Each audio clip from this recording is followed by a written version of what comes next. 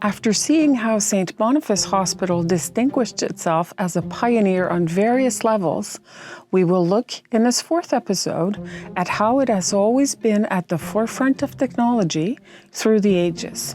It is an institution that has often stood out by its expertise, particularly in cardiac sciences, but also by its top-of-the-line equipment in order to meet the needs of its community as best as possible. It has also, very often, been one of the first hospitals in Manitoba, Canada, and sometimes even in North America to upgrade its equipment to be at the cutting edge of what was then feasible and safe in terms of medical technology. The successive teams of our institution have in common that they constantly want to surpass themselves. The first documented surgery at St. Boniface Hospital took place barely a year after its creation in 1872. Dr. Alexander Hugh Ferguson amputated a forearm after a hunting accident. It should be noted that, at the time, there were no operating rooms and that instruments were not provided. The surgeon had to bring his own equipment. The conditions were therefore minimalist, even rustic, with instruments being sterilized in boiling water directly in a pot on the kitchen stove. In the 1890s, St. Boniface Hospital was recognized for its surgical capabilities, thanks to this doctor's knowledge. This led to the introduction of the first 9-position operating chair in 1891. The hospital's reputation in surgery was reinforced in 1920 when it obtained the highest possible ranking, A1, from the American College of Surgeons for its surgical capabilities. In 1911, the first X-ray machine was used at the hospital, and in 1916, a state-of-the-art radiology department was created. In this department, in 1928, we would notably be introduced to the Planograph Machine, a kind of radiography that shows structures located in a section of the body in detail while blurring the details of the other parts.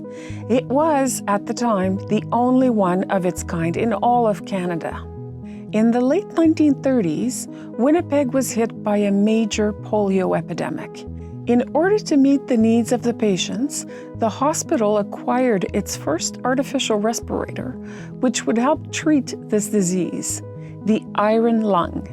This leap in medical technology equipment was only the beginning. In 1966, the cardiology department of St. Boniface Hospital was chosen to receive a brand new heart X-ray machine.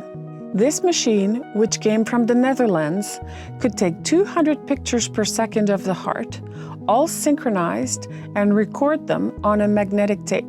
They could be displayed on a screen, and the attending doctor could therefore move the images forward or backward as he wished. The 90s were a very decisive period in terms of modernization of medical equipment, with the introduction of many new machines and tools. In 1990, the St. Boniface Hospital Foundation financed the very first MRI machine in Manitoba, worth $4.8 million.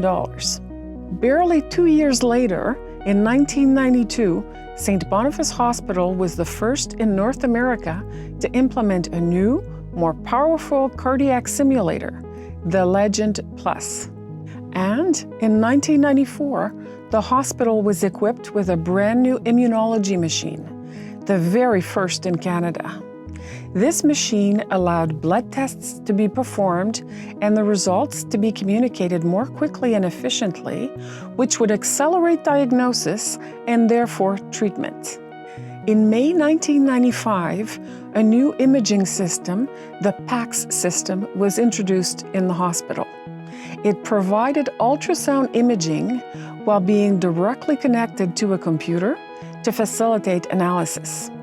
St. Boniface Hospital was the first hospital in Manitoba to ever use it.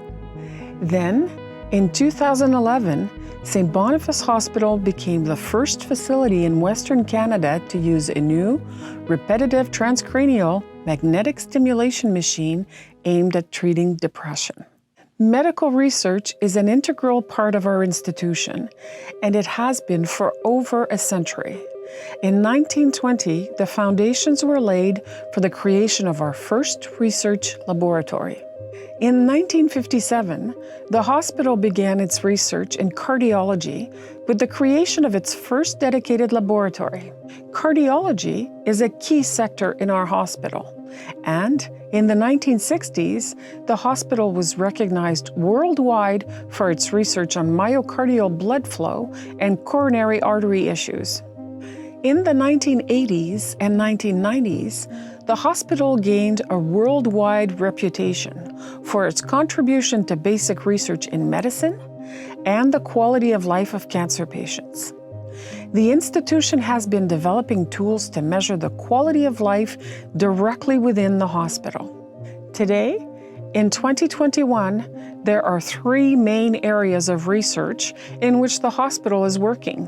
CSCHRM, which stands for Cardiovascular Sciences and Cardiovascular Health Research in Manitoba, and focuses on cardiovascular health with a particular emphasis on women's health.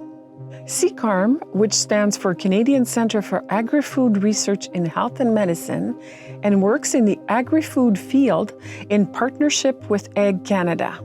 And a large department that studies neurodegeneration, the division of neurodegenerative disorders. At the end of the 20th century, the American Institute for Ultrasound in Medicine awarded St. Boniface Hospital full accreditation. It was the first hospital in Canada to receive such accreditation, which showed how much St. Boniface meets and even exceeds international standards regarding ultrasound. In December 2006, the Bergen Cardiac Care Center was opened. This center is one of the most technologically advanced cardiac centers in Canada, performing approximately 1,300 surgeries per year. Since 2010, the hospital has been focusing on women's heart health, including the CSCHRM research program I mentioned earlier. A physician specializing in women's cardiovascular health, and especially Aboriginal women's, was recruited this past year. They now have a team with a researcher whose work has been dedicated to this area for more than 10 years. This desire to constantly be at the cutting edge of technology and always be equipped with the most modern machines ever obviously allowed us to provide better and more suited care to our community. But it also allowed us to learn more about different diseases or medical conditions. It is this notion of learning and how our institution has always been committed to training its staff that we will discuss in our fifth and final video.